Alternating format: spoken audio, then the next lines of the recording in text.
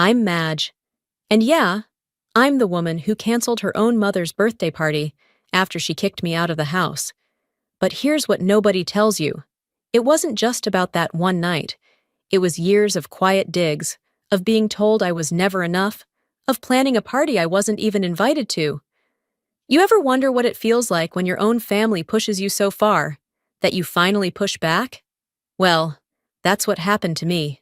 The sunlight filtered weakly through the blinds that morning, casting long stripes across my kitchen counter.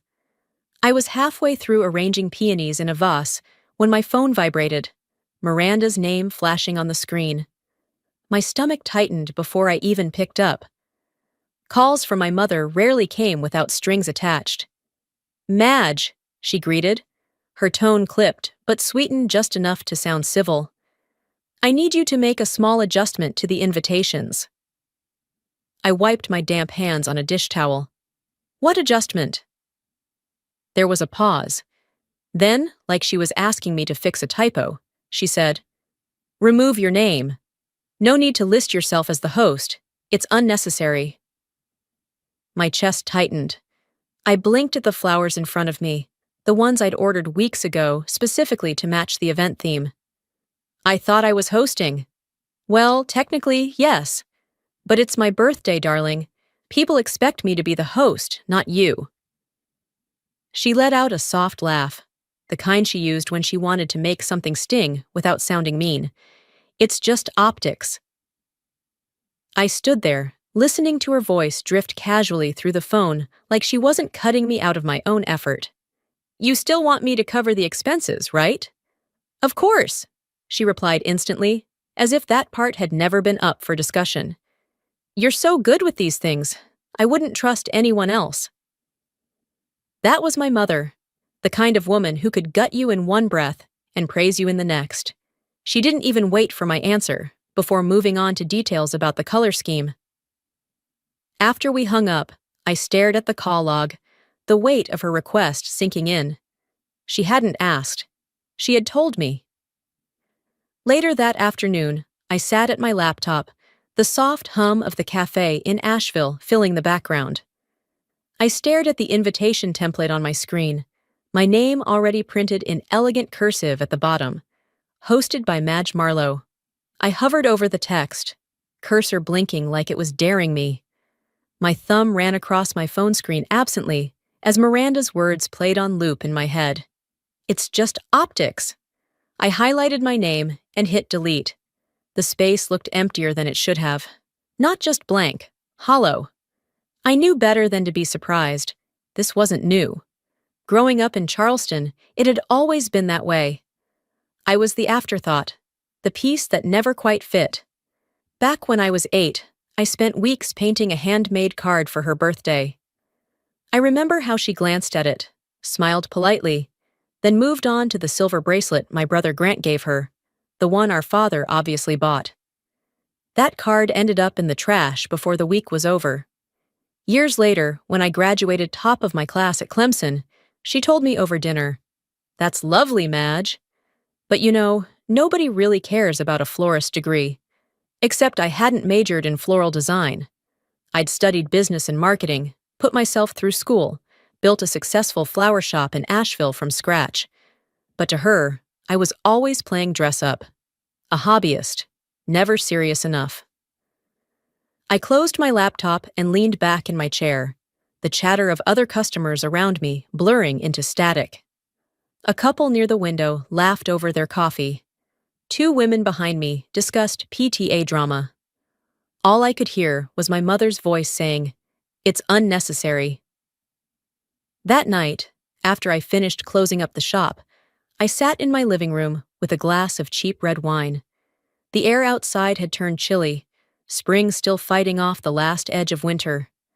I opened my laptop again and pulled up the finalized invitation. It was all there. The date, the venue in downtown Charleston, the RSVP number, the delicate floral design I'd worked on for weeks. Except now, my name wasn't. I stared at that empty space until the screen blurred. Somewhere deep inside me, something small and fragile cracked. For years, I'd told myself I could handle her. that this was just how Miranda Marlowe was. But that night, staring at that blank space, I finally asked myself a question I hadn't dared to voice before. When did I become a guest in my own family? The afternoon sun cut through my windshield as I pulled up in front of my parents' house on King Street. Charleston in April looked like a postcard. Azaleas blooming loud and bright, the air thick with spring. I sat there longer than I should have, fingers tapping the steering wheel, half tempted to turn back to Asheville. But I knew better. In my family, absence wasn't forgiven. It was used against you. By the time I rang the doorbell, it was almost noon. I heard voices behind the heavy oak door, laughter mixed with the clink of dishes. Miranda answered, smiling the way she always did when she wanted to look like the perfect Southern hostess. "Madge," she said, scanning me like I might show up cracked. "You made it." "Wouldn't miss it," I said, forcing a smile. Inside, the dining room smelled like roasted chicken and garlic bread. The table was set, sweet tea and wine already poured. My father sat at the head, as silent as ever. Grant and Becca chatted politely with Aunt Janice, their smiles a little too careful. Miranda waved me toward a chair at the far end. "Sit, dear, just in time." The conversation slid over small talk. The weather, local politics, Becca's latest charity project. When I offered a simple suggestion about the party plans, Miranda's smile tightened. "We've got it handled, darling. Don't worry your head." It stung, but I let it go. I always let it go. Lunch unfolded like every family gathering. Polished, polite, with tension humming just below the surface. And then, halfway through dessert, my mother leaned back, wine glass in hand, voice light as air. "You know," she said to Aunt Janice, "I always thought Grant would be the one who couldn't settle down. But here he is, married, 2 kids, and Madge," she smiled sweetly at me. "Some people just can't keep a marriage." The words hit like a slap. No one looked at me. Not Grant, not Becca. My father stared at his plate like he hadn't heard. Aunt Janice gave an awkward laugh, but my mother kept going. "Madge always had trouble committing. She gets it from Robert's side." I smiled politely, like nothing had happened, like the tight knot in my chest wasn't choking me. When lunch finally ended, I slipped toward the hallway, needing air. That's when I heard them. Grant's voice, low, speaking to Becca. "After the meeting tomorrow, we'll finalize everything." Becca's voice answered, soft. "Do you think Madge will make a fuss when she finds out?" Grant's reply was flat. "We didn't invite her. Mom doesn't want her complicating things." The words hit harder than they should have. A meeting, finalizing something, and I wasn't even considered. Of course. By the time I walked back in, the conversation had moved on. Weather, local elections, no one noticed me. Half an hour later, I slipped out quietly. No one stopped me. The drive back to Asheville felt heavier than usual. The radio played, but I wasn't listening. My mind kept circling, replaying every slight, every offhanded dismissal. This wasn't about an invitation. It never had been. It was about being the one on the outside. Always. That afternoon, as the highway stretched ahead of me, something cold settled in my chest. I thought I'd already lived through the worst.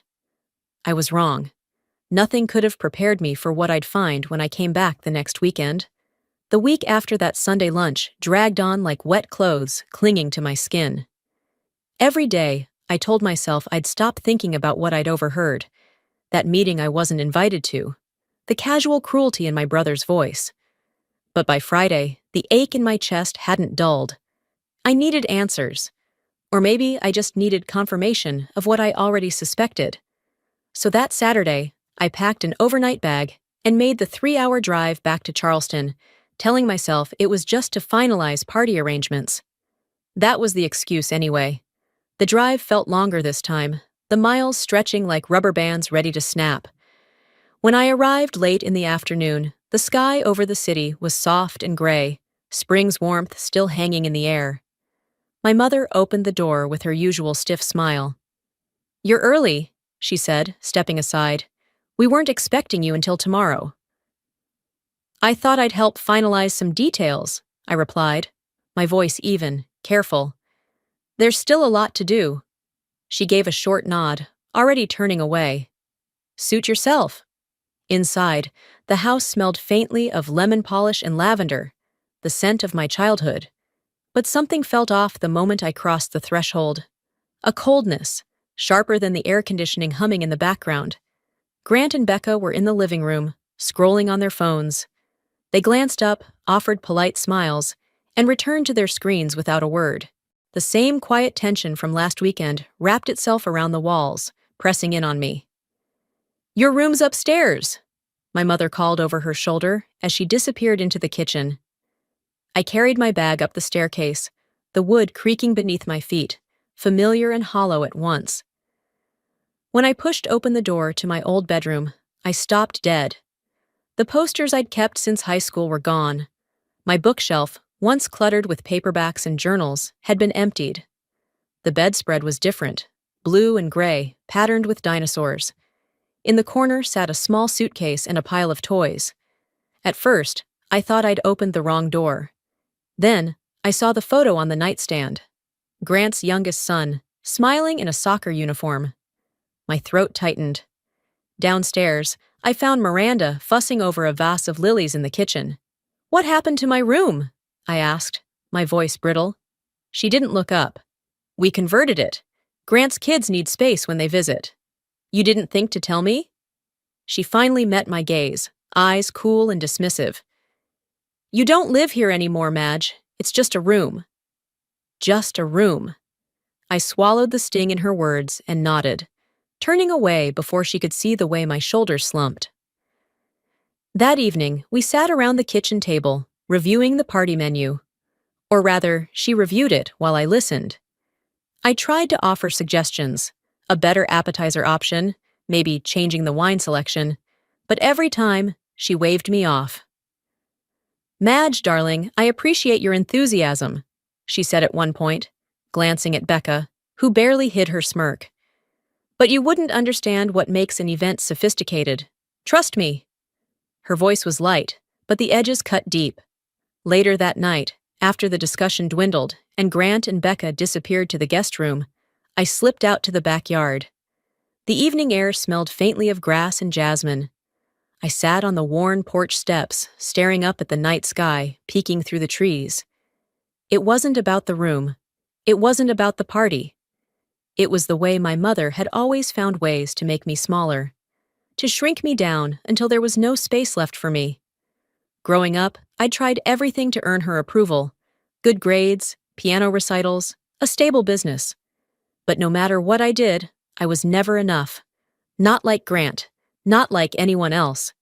That night, as the crickets chirped in the distance and the Charleston breeze brushed against my skin, I felt something in me harden. I told myself it couldn't get worse, but I was wrong.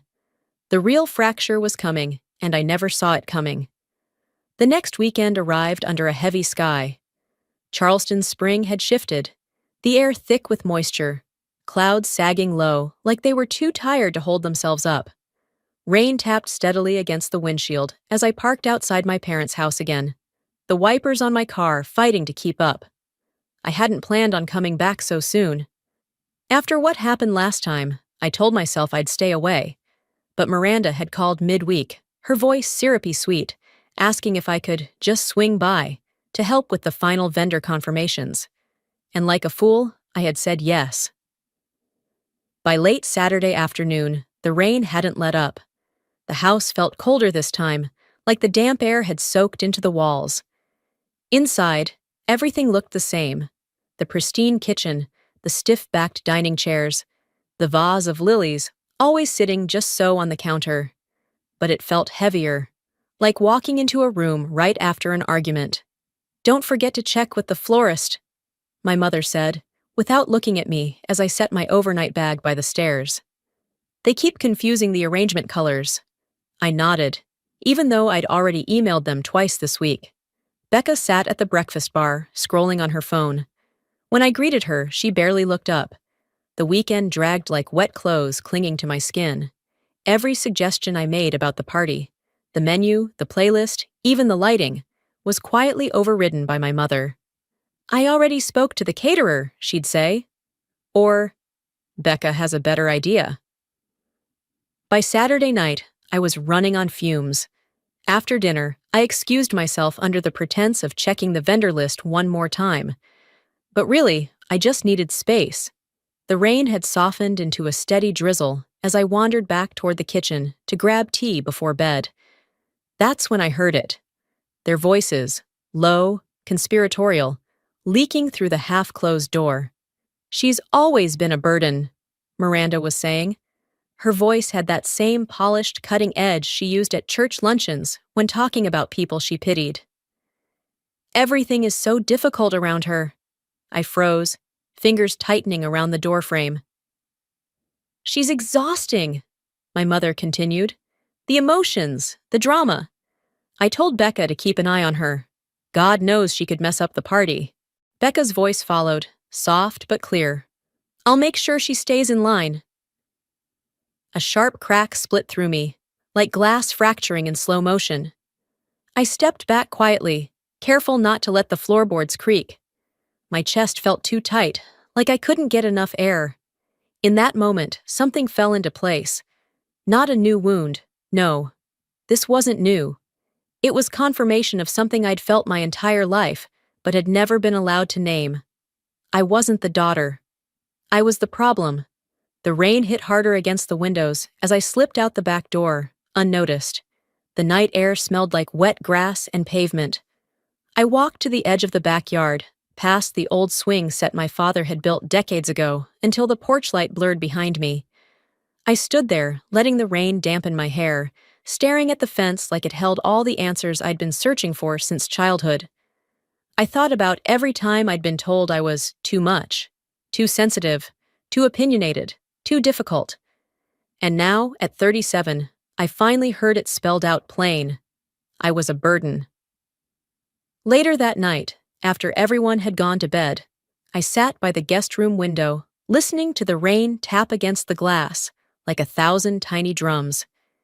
In my mind, I started making lists. Names, vendors, contracts, every thread of this party that was tied to me. And for the first time, I let myself imagine what would happen if I stopped trying to please her. That night, as the rain tapped against the window, I realized something terrifying. I was finally done being the daughter she wanted me to be. The rain had stopped by the time I left Charleston the weekend before. But the storm inside me hadn't. For the next few days, I went through the motions in Asheville, managing my flower shop, chatting with Tanya over morning coffee. But my mind kept drifting back to that night, to those words I couldn't unhear. Burden, exhausting, too much. By mid-May, the countdown to Miranda's birthday party was officially 2 weeks. I'd convinced myself I could still see it through, tie a neat bow on the whole mess before walking away for good. That Saturday, I arrived at my parents' house earlier than usual, the late spring humidity already clinging to the air. I parked in the same spot on the driveway, heart sinking as I noticed how full the street was. The rental van from the caterer, the florist's delivery truck, and 2 unfamiliar cars. Something felt off. Inside, the house was buzzing with activity. I barely had time to set my bag down before I noticed it. The tablecloths in the dining room were navy blue, not the soft ivory I'd spent hours picking. The floral centerpieces were oversized and gaudy, nothing like the minimalist arrangements I'd designed. Even the layout of the tables had been changed, chairs crammed close together without the breathing space I'd requested. I stopped one of the caterers as they walked past. "What's going on? These aren't the linens I ordered."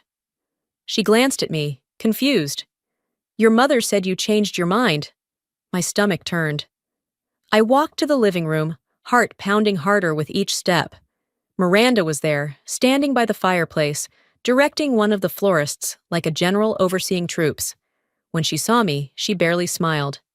"You're here," she said, like I was late. "We made a few changes, nothing major." I swallowed hard, trying to keep my voice steady. "You changed everything without telling me." Miranda waved a hand. "Don't be dramatic, Madge. You always overcomplicate things. I fixed it." I felt the heat rise in my chest, my hands clenching at my sides. You didn't fix it. You undermined me. She turned, finally facing me, eyes sharp. Oh, honey, don't make this about you. This party is bigger than your little event planning hobby. My breath caught. Hobby. As if I hadn't built my business from scratch, spent years making other people's events flawless, while my own family treated me like a liability. I glanced around the room. Grant and Becca stood near the kitchen, pretending not to watch, but I could see the tension in their shoulders. I took a step closer to my mother, voice low but firm. This is the last time, Miranda. If you keep treating me like this, like I don't matter, like everything I do is a joke, I will walk away. Her smile was razor sharp. Don't be ridiculous. You'll do what you always do. You'll fall in line. The words hit harder than I expected, but this time, they didn't knock me down. They lit something inside me. I turned without another word and left the room, the weight of everyone's gaze trailing behind me. That night, I sat on the guest room bed, phone in hand, texting Tanya. Me. If I disappear before the party, don't be surprised. Her reply came a minute later. Tanya, you okay? I stared at the screen, then typed back. Me. Not yet. But I will be. I put the phone down and opened my laptop, pulling up my contracts, vendor lists, payment receipts. Every string holding this party together ran through me. And now, for the first time, I was ready to cut them. As I walked away from the kitchen that night, something in me shifted. I knew I was done warning her. The following week crawled by like a weight I couldn't shake off. I returned to Asheville after that last confrontation, opened my shop, smiled at customers, but every smile felt forced, brittle. My phone buzzed daily with updates from vendors, final confirmations, invoices, delivery times. I answered every message, checked every detail, but in the back of my mind, I kept replaying her words. You'll do what you always do, fall in line. By Friday afternoon, 1 week before the party, I knew I couldn't stay away. Not yet. Not without seeing how far she'd go. The sun bore down hard that day, heavy and suffocating. Charleston's air felt thick enough to choke me when I arrived at the house. Inside, the tension hit me like a wall. My father sat in the living room, pretending to read the paper.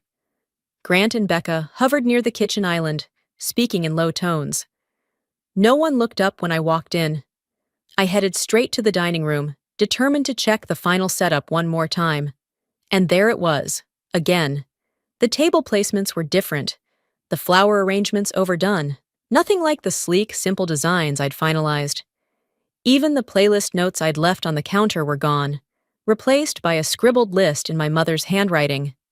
I turned sharply toward the kitchen. Miranda stood by the stove, stirring something with unnecessary force. "Mom!"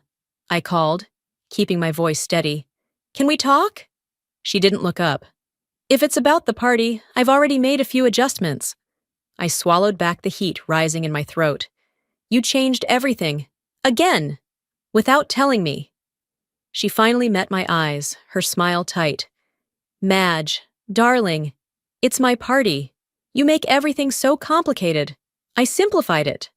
I took a slow breath, willing myself not to explode.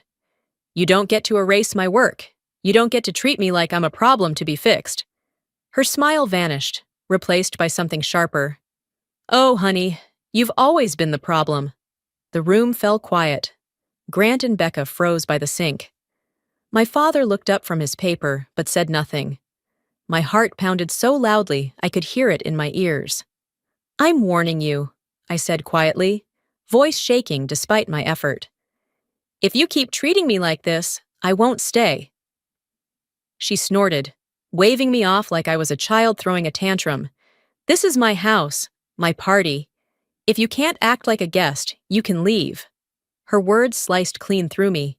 She wasn't just dismissing me, she was throwing me out. "I'm serious," I said, my voice breaking despite myself. She crossed her arms, eyes cold. "I am too. You want to act like an outsider? Fine. You don't belong here anyway." No one said a word. Not Grant, not Becca, not my father.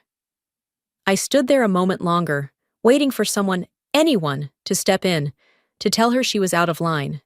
No one did. So I walked out. The front door clicked shut behind me, like the final nail in a coffin. I sat in my car, staring at the steering wheel, hands trembling. The humid air felt thick, suffocating. I could barely breathe. I unlocked my phone, pulled up the party schedule, and hit delete. Every file, every folder, every document, gone. For years I'd let her silence me, let her shape me into something smaller, more palatable. But that night, sitting alone in my car, I realized I wasn't angry anymore. I was done. As I drove away from the house that night, the question wasn't whether I would walk away. It was how far I was willing to go. The road back to Asheville stretched endlessly beneath my headlights.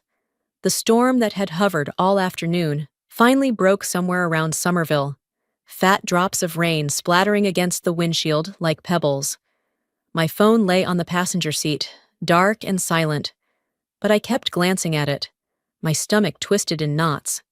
Somewhere between mile marker 83 and the county line, I finally reached for it. My hands still shook a little as I typed the first message. Me to Dad. I didn't deserve that tonight. I stared at the screen for a long moment, then tapped out another. Me to Grant. Do you really think I ruined everything? I didn't expect them to answer right away, but I needed to send it, needed to put the question out there. The rain poured harder as I drove the last stretch home. By the time I pulled into my apartment complex, the clock on my dashboard blinked 11:46 p.m. The storm hadn't let up. I sat there for a moment, watching the water slide down the glass like the years slipping past me. My phone buzzed just after midnight. It was Dad, Robert Marlowe. Your mother had a bad day, just let it go. A bad day. I let the message sit there on the screen, the words burning brighter than the glow of the dashboard. By morning, Grant's reply arrived. Grant Marlowe. It's best not to escalate things. You know how she gets. No apology, no acknowledgement. Just silence wrapped in caution. Becca never replied at all. The weight of their messages settled on me like wet cement. Not one person in that house thought what happened was wrong. Not one of them had thought to say, "You didn't deserve that." It wasn't just my mother anymore. It was all of them. By noon, the rain had slowed to a drizzle, streaking the window of my living room. I sat on the couch, phone in one hand, the other resting over my knee as I stared at the conversation threads. I scrolled back through old texts, birthday wishes, check-ins, holiday plans, all of them polite, distant, transactional. Not one message where they asked how I was really doing. Not one where they told me they were proud of me. The realization settled sharp and bitter in my chest. It had never been about the party. It had never even been about Miranda. It was about the fact that, when push came to shove, no one in my family would choose me. I set the phone down and opened my laptop. My event planning software blinked to life, the dashboard clean and empty now that I'd deleted the party schedule. But the vendor contracts were still there. All of them. I clicked open the folder marked Miranda 65th, scanning the list of services. Venue, catering, florist, live band, valet service, photographer. Every single one tied to my business account. I began drafting emails. Calm, polite, professional. Instructions to release reservations. Requests for refund processing. Notices of cancellation clauses. It was almost frightening how easy it was. I'd done this 100 times before, just never for myself. By the time the morning sun hit my window, I had already decided, if they wanted me out of the family, I'd make sure they felt my absence. The morning sun poured into my apartment like nothing had happened. The sky above Asheville was clear, sharp blue. Birds chirped outside the window, and the soft hum of downtown traffic drifted up from the street. You wouldn't have known, looking at that peaceful sky, that I was about to dismantle a celebration 3 months in the making. I stood in my kitchen, stirring sugar into my coffee, methodical, calm. My laptop sat open on the counter. The folder was already there, waiting. Miranda, 65th, vendor contracts. One last sip, then I sat down. It took less than 10 minutes to cancel the caterer, 12 to contact the florist and rescind the order, 15 to revoke the booking for the band. Each email was polite, professional, and final. Please confirm cancellation and process the refund under our standard agreement. Due to unforeseen circumstances, we will no longer require your services. The venue was trickier. They'd require an immediate release of responsibility, a signed waiver. I signed it without hesitation. By the time the clock hit 11 a.m., the party no longer existed. I closed my laptop, stood up, and looked around the apartment. Everything felt quiet. Almost too quiet. Then the phone started ringing. First, it was a message from the florist. Miranda Marlowe is trying to reach you. She's asking about payment. Should we forward her the invoice? Then a missed call from the band. Your mother said you're still organizing. Can you clarify? Another email from the caterer. We need an alternative payment method, or we'll have to cancel the delivery. The dominoes fell faster than I could read. By noon, my phone wouldn't stop vibrating. Tanya texted, "Hey, are you okay? Charleston's losing its mind. People are talking." I didn't answer. Instead, I sat back, letting the messages pile up like a growing storm. It didn't take long before the panic made its way back to Charleston society. First, a relative's post on Facebook. Anyone know why Miranda Marlowe's big birthday bash was called off? Heard the venue canceled. Then another. The party of the year? Suddenly not happening? Something's up. I knew how fast Charleston's social circles worked. News spread like spilled wine on linen. And Miranda? She fought back, of course. By late afternoon, her voicemail filled my inbox. "Madge, this is childish. Call me back. We can fix this. Madge, don't be dramatic. Do you know how this looks? Madge, you're embarrassing the family." I didn't listen to the rest. Around 5 p.m., just as the sun dipped low and painted the sky gold, I sent one last message. Me to Miranda. "You wanted me out. Now your party is out too. Happy birthday." I didn't expect a reply. I stared at the screen, waiting for something. Anger, guilt, relief. But all I felt was a hollow quiet settling in my chest. That night, I sat on my porch in Asheville, a glass of wine in hand, the spring air cool against my skin. For the first time in years, the silence wasn't suffocating. As I watched the storm, I had unleashed tear through my family. I wondered what would be left standing when the dust finally settled. A month passed quietly, like a wound healing beneath a bandage you don't dare peel back too soon. The chatter in Charleston hadn't died down. Word traveled fast in that town, faster than wildfire on dry brush. I heard from old classmates, vendors, even customers at my flower shop in Asheville. "Did you really call off your mother's party? Was it true what they're saying, that you ruined it on purpose?" People love a scandal, especially when it doesn't involve them. I didn't answer their questions.